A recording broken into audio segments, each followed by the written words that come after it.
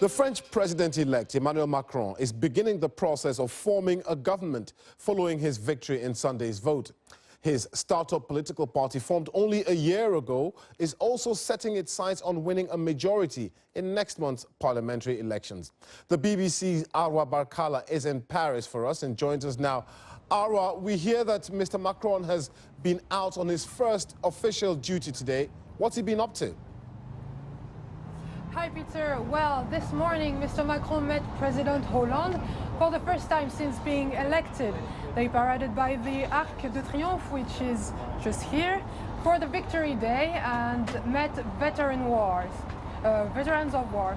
Yesterday evening, when the announcement of his win was made, I was in a West African restaurant in the 17th arrondissement in Paris.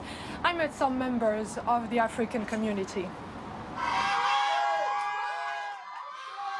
The patrons of this small African restaurant in the 17th arrondissement in Paris came together to watch the results of the presidential elections.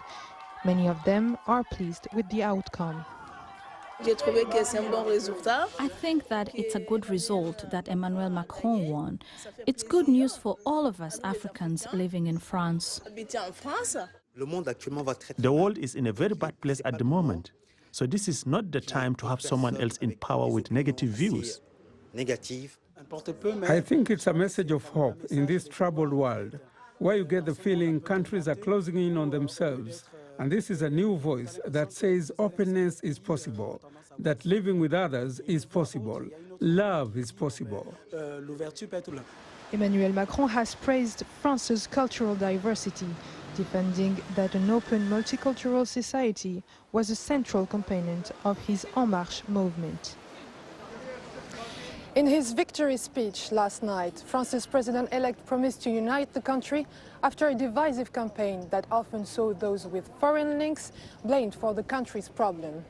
The country remains divided amongst racial lines, and there is very little diversity in the political world. It remains to be seen whether this is something Mr. Macron can change. There will be no policy focusing on foreigners in general and Africans in particular, because Macron does not make a distinction between young people based on their background. There may well be new opportunities for young Africans in terms of professional training, etc. But I would be cautious because of Macron's political persona. We don't know what his future policies may be. There's lots of work ahead for France's new president-elect, especially when it comes to increasing diversity in politics. He also has to contend with the fact that 1/3 of the votes were for the far-right candidate. In the next week, he will form his cabinet, and there are general elections in June.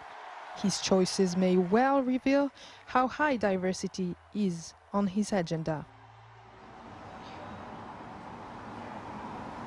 Well, joining me now to talk about Mr. Macron and his relationship with the continent is former Prime Minister of Benin, Lionel Zinsou.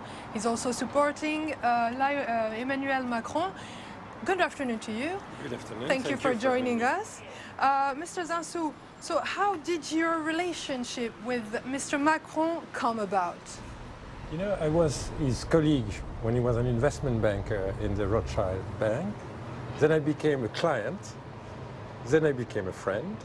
Then I became an admirer and a supporter in his political campaign. So what do you think Mr. Macron's plan are for dealing with Africa?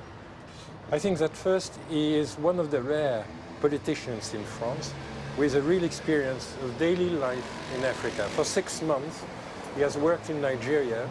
I think he understands, he has learned, he has listened to, and I think he has a lot of respect for the culture, for the sovereignty, for the maturity, and he is in charge of the future. When he speaks of Africa with me, he speaks of digital economy, of climate change and what we have to undertake, of financial means for development, how we leverage public resources for more private or public-private projects, So he is really a leader of the future.